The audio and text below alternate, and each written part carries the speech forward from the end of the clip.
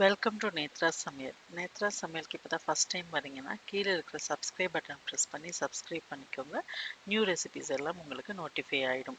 இன்னைக்கு ஒரு Deepavali special recipe தான் பார்க்க போகிறோம். ஒரு snack item, garlic karasev, that is பூண்டு காரச்சேவ்னு சொல்லுவாங்க. பூண்டு பிடிச்ச எல்லாருக்கும் கண்டிப்பாக இந்த ஸ்நாக் வந்து பிடிக்கும். அவ்வளோ ஒரு காரசாரமான ரொம்ப டேஸ்டியான ஒரு ஒரு ஸ்நாக்ஸ் இது. ஸோ இது வந்து யாருமே வேண்டான்னு சொல்லவே மாட்டாங்க. அந்த மாதிரியான ஒரு ஸ்நாக்ஸ் இது. ஸோ இதை வந்து இன்னைக்கு நம்ம எப்படி செய்யலாம், எவ்வளோ டேஸ்ட்டாக செய்யலான்றது தான் நம்ம பார்க்க போகிறோம். ஸோ எப்படி செய்யலான்னு வாங்க பார்க்கலாம். இதுக்கு ஒரு பவுல் எடுத்துக்கிட்டு ரொம்ப ரொம்ப ஈஸியான ஒரு ஸ்நாக்ஸ் தான் இது. ஸோ தீபாவளிக்கு கண்டிப்பாக செஞ்சு பாருங்கள். இதுக்கு ஒரு பவுல் எடுத்துக்கிட்டு அதில் வந்து நான் 3 கப்ஸ் எடுத்திருக்கேன். பேசன் கடல மாவு 3 கப் எடுத்துக்கோங்க. பேசன் ஃப்ளார், அரிசி மாவு 1 கப்பு. ஆக்சுவலாக ஒன்று உங்களுக்கு ரொம்ப கிறிஸ்பியாக வேணும்னா நீங்கள் ரைஸ் ஃப்ளார் வந்து ஹாஃப்க்கு ஹாஃப் கூட போட்டுக்கலாம். அதாவது கடல மாவு 1 பங்குன்னா அரிசி மாவு அரை பங்கு அந்த மாதிரி கூட சேர்த்துக்கலாம்.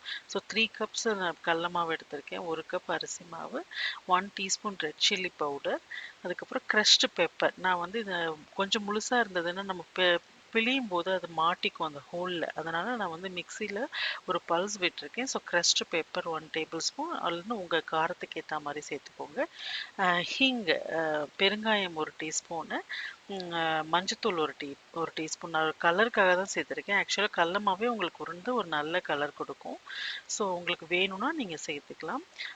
உப்பு வந்து தேவையான அளவு சேர்த்துக்கோங்க. இது எல்லாம் சேர்த்து நல்லா மிக்ஸ் பண்ணிக்கிட்டு அந்த crushed pepper, red chilli powder எல்லாம் நல்லா மிக்ஸ் ஆனதுக்கப்புறம் நீங்கள் பூண்டு வந்து ஒரு 5 பல் இல்லைன்னா 6 பல் எடுத்து நல்லா மிக்சியில் நைஸாக அரைச்சி வச்சுக்கோங்க. இல்லைன்னா நல்லா தட்டி பொடியை நறுக்கி வச்சுக்கோங்க.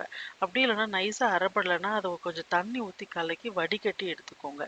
ஏன்னா இந்த பூண்டு முழுசாக இருந்ததுன்னா அதுவும் பிழியும் போது உங்களுக்கு ஸ்டக் ஆகிடும். ஸோ 1 டேபிள் ஸ்பூன் பட்டர் எடுத்துக்கோங்க. பட்டர் வந்து ரூம் டெம்பரேச்சரில் இருக்கணும். ஸோ ரொம்ப ஃப்ரிட்ஜிலேருந்து எடுத்து உடனே பண்ணுறீங்கன்னா ஜஸ்ட் அதை லைட்டாக வார்ம் பண்ணிவிட்டு நீங்கள் சேர்த்துக்கோங்க. ஸோ வந்து அதை நான் வந்து ரூம் டெம்பரேச்சரில் வச்சுருக்கேன். அதனால் நான் 1 டேபிள் ஸ்பூன் அப்படியே டேரெக்டாக ஆட் பண்ணிவிட்டேன். இப்போ 1 டேபிள் ஸ்பூன் வெறும் நம்ம நார்மல் குக்கிங் ஆயில் எடுத்து நல்லா ஹீட் பண்ணி, ரொம்ப ஃபுல் ஹீட் பண்ணணும்ல, ஜஸ்ட் நார்மல் வார்மாக ஹீட் பண்ணிவிட்டு அதோட ஆட் பண்ணிக்கோங்க. இது எதுக்காக சேர்க்குறோம் அப்படின்னு பார்த்தீங்கன்னா, இந்த ஸ்நாக்ஸ் வந்து நல்லா கிறிஸ்பியாக வரதுக்காக தான் வந்து இந்த ஹாட் ஆயில் நம்ம சேர்க்குறோம். ஸோ அதனால் இது வந்து கண்டிப்பாக மறக்காமல் இந்த ஸ்டெப்ஸை பண்ணிவிடுங்க. அது மாதிரி நான் பூண்டு சொன்னதை வந்து நீங்கள் ஞாபகம் வச்சுக்கணும். பூண்டு வந்து உங்களுக்கு காரத்துக்கு ஏற்ற மாதிரி, உங்களுக்கு பூண்டு ரொம்ப பிடிக்கும் அப்படின்னா நீங்கள் நிறைய பூண்டு சேர்த்துக்கலாம். அதுக்காக ரொம்ப சேர்த்திங்கனாலும் ஒரு கசப்பு தன்மை வரும், ஒரு மாதிரி காரம் இருக்கும். ஸோ அதனால் எந்த அளவு மாவு எடுக்கிறீங்களோ அதுக்கேற்ற மாதிரி 5லேருந்து ஒரு 7 பல் கார்லிக் பார்ட்ஸ் எடுத்துக்கோங்க. அதை எடுத்து நல்லா மிக்சியில் கொஞ்சம் தண்ணி ஊற்றி நல்லா ஸ்மூத் பேஸ்ட்டாக அரைச்சிக்கோங்க. நீங்கள் தண்ணி எவ்வளோ வேணால் யூஸ் பண்ணிக்கலாம். ஏன்னா அந்த தண்ணியை நம்ம இந்த மாவு பிசைறதுக்கு யூஸ் பண்ணிக்க போகிறோம். ஸோ அதனால் நீங்கள் தண்ணி ஊற்றி அதை நல்லா வடிகட்டி எடுத்துக்கோங்க. ஸ்மூத்தாக இருந்தால் டேரெக்டாகவே சேர்த்துடலாம். அப்படி இல்லை உங்களுக்கு திப்பியாக இருக்குது அப்படின்னா நீங்கள் வந்து வடிகட்டி எடுத்துக்கிறது தான் நல்லது. இப்போ நான் கொஞ்சம் கொஞ்சமாக தண்ணி சேர்த்து அதை வந்து நல்ல ஒரு மாவு பதத்துக்கு நான் பிசையணும். இது கடல மாவு அதிகம், அரிசி மாவு கொஞ்சன்றதுனால உங்களுக்கு மாவு வந்து நல்லா ஒட்டும், கையெல்லாம் ஒட்டும். ஸோ நீங்கள் வந்து அப்பப்போ கொஞ்சம் தண்ணி தெளித்து பிசையும் போது நல்லா கொஞ்சம் கொஞ்சமாக தெளித்து தான் பிசையணும். மொத்தமாக தண்ணி ஊற்றி பிசைஞ்சிங்கன்னா உங்களுக்கு எல்லா இடமும் ஈவனாக அந்த ஸ்பைசஸும் ஸ்ப்ரெட் ஆகாது, வாட்டரும் ஸ்ப்ரெட் ஆகாது. ஸோ அதனால் எப்போவுமே கொஞ்சம் கொஞ்சமாக தண்ணி தெளித்து அதை வந்து பக்குவமாக அதை பிசையணும். மாவில் வந்து தண்ணி ஜாஸ்தி ஆயிடுச்சுனாலும் கஷ்டம். ஏன் தண்ணி ஜாஸ்தியாகக்கூடாதுன்னா, எண்ணெய் குடிச்சிரும்னு சொல்லுவாங்க. எண்ணெய் நிறைய அப்சார்ப் பண்ணிடும். வாட்டர் நிறைய யூஸ் பண்ணிங்கன்னா ஆயில் நிறைய அப்சார்ப் பண்ணிடும். ஸோ அதனால் லெஸ் வாட்டர் யூஸ் பண்ணிவிட்டு நீங்கள் மாவு பிசையணும். அதுக்காக ரொம்ப டைட்டாக பிசைஞ்சிங்கன்னா உங்களால் மாவு பிழியவே முடியாது. இப்போ நான் மாவு தயாராகிடுச்சு. இதை வந்து நீங்கள் எந்த ஹோலில் ப்ரெஸ் பண்ணுறீங்களோ அந்த முறுக்கு பிழியிறது, இல்லைன்னா எந்த அச்சு நீங்கள் யூஸ் பண்ணுறீங்களோ, நான் வந்து முறுக்கு பிழியிற அச்சு தான் எடுத்திருக்கேன். ஸோ அதுவே வந்து கார்லிக் பண்ணுறதுக்கு ஒரு இதுதான். உங்கள்ட்ட இது இல்லன்னா, நீங்க டைரக்ட்டா கரண்டி வழியா கூட இத வந்து காரச்சேவ் மாதிரியே தேய்க்கலாம். அத நான் இன்னொரு வீடியோல போ அ ஸ்பெசி ஸ்பெசிஃபிக்கா அத எப்படி பண்றதுன்னு இன்னொரு வீடியோ நான் போடுறேன். இன்னைக்கு வந்து நான் முறுக்கு பிழியறத யூஸ் பண்ணி தான் வந்து காரச்சேவ் பண்ணியிருக்கேன். ஸோ அதில வந்து தேவையான அளவு மாவ போட்டு நல்லா ஆயில் வந்து ஹாட் ஆனதுக்கு அப்புறம் தான் வந்து நீங்க பிழியணும். அ கொஞ்சம் டெம்பரேச்சர் கம்மியா இருந்தாலும் வந்து உங்களுக்கு அது வந்து கிரிஸ்பியா வராது. அதனால அப்போ ஒரு ஒரு டெஸ்ட் பண்றதுக்கு லைட்டா ஒரு பால் எடுத்து நீங்க அதில போட்டு பார்த்தீங்கன்னா, அது உடனே மேல வந்துச்சுன்னா, ஆயில் டெம்பரேச்சர் கரெக்ட்டா இருக்குன்னு அர்த்தம். ஸோ அதுக்கப்புறம் நீங்க பிழிய ஆரம்பிச்சுட்டு, ஒரு சைடு குக் ஆன உடனே அடுத்த சைடு டர்ன் பண்ணி விட்டுருங்க. குக் ஆகுறதுக்கு முன்னாடியே எடுத்தீங்கன்னா, அது ரொம்ப சாஃப்ட்டா இருக்கும். உடனே உங்களுக்கு ஃப்ளிப் ஆகாது. ஸோ அதனால ஒரு சைடு குக் ஆனதுக்கப்புறம் நெக்ஸ்ட் சைடு டர்ன் பண்ணிட்டு, அத நல்லா வந்து கிரிஸ்பியா ஆகுற வரைக்கும் நீங்க குக் பண்ணணும். அது எப்படி கிரிஸ்பி ஆயிடுச்சுன்னா, உங்களுக்கே தெரியும். அந்த பபிள்ஸ் இருக்கு இல்லையா? அது எல்லாமே வந்து செட்டில் டவுன் ஆயிடும். அதனால அது நல்லா அடங்குனதுக்கு அப்புறம் அந்த பபிள்ஸ் எல்லாம் செட்டில் ஆயிடுச்சுனாவே, உங்களுக்கு அத டச் பண்ணும்போதே அந்த கிரிஸ்பினஸ் தெரியும். தட் இஸ் கரண்டில நீங்க வந்து அத மிக்ஸ் பண்ணிட்டு இருக்கும்போதே உங்களுக்கு தெரியும். ஸோ ஒன்ஸ் கிரிஸ்பி ஆன உடனே நீங்க வந்து அத எடுத்து ஒரு பிளேட்ல ட்ரான்ஸ்ஃபர் பண்ணி வச்சுக்கோங்க. நீங்க என்னடா காரச்சேவ் ஷேப்ஸ் வரலையேன்னு நீங்க நினைக்க வேண்டாம். இது ஃபர்ஸ்ட் பார்க்கறதுக்கு இப்படிதான் இருக்கும். பட் இது ரொம்ப ரொம்ப ஈஸியான ஒரு மெத்தட் காரச்சேவ் பண்றதுக்கு. நம்ம ரெகுலர் மெத்தட்ல பண்ணா அது ரொம்ப கொஞ்சம் அந்த அனல் அடிக்கும் உங்களுக்கு செய்யறதுக்கு. அதனால நான் இந்த ஈஸியான மெத்தட் உங்களுக்கு நான் இன்னைக்கு சொல்லியிருக்கேன். ஸோ இதே மாதிரி தான் நம்ம மீதி இருக்கிற எல்லா மாவையும் வந்து கொஞ்சம் கொஞ்சமா பேட்ச்சா போடணும். மொத்தமா ஒரே டைமே நீங்க மொத்தமா போட்டீங்கன்னா, உ அ அவுட் சைட் குக் ஆயிருக்கும். உள்ள வந்து ரொம்ப குக் ஆகாம ரொம்ப சாஃப்ட்டா இருக்கும்.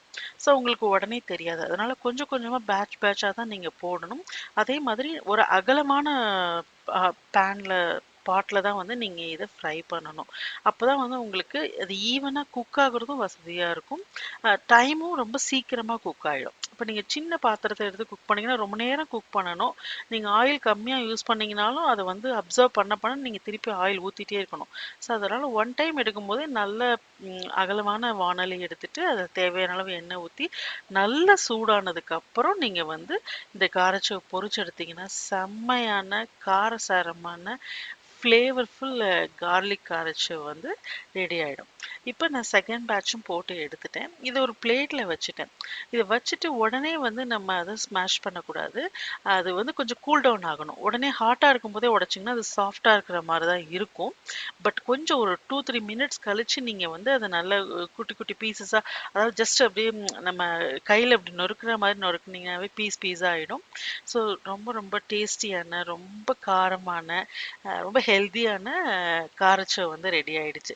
நம்ம எப்பவுமே கடையில தான் வந்து காரச்சேவ் வாங்கி சாப்பிடுவோம் இல்லையா? ஸோ தீபாவளின்னு வரும்போது நம்ம வீட்ல செஞ்சா தான் அது ஒரு ஸ்பெஷல் டிஷ். ரொம்ப டேஸ்டியாவும் இருக்கும்.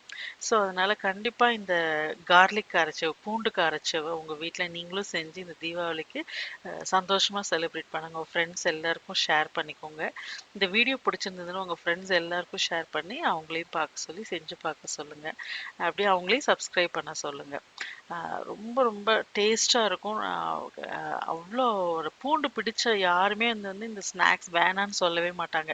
அவ்ளோ ஒரு ஃப்ளேவர்ஃபுல்லான ஒரு ஸ்நாக்னா அது வந்து கார்லிக் காரச்சேவ்.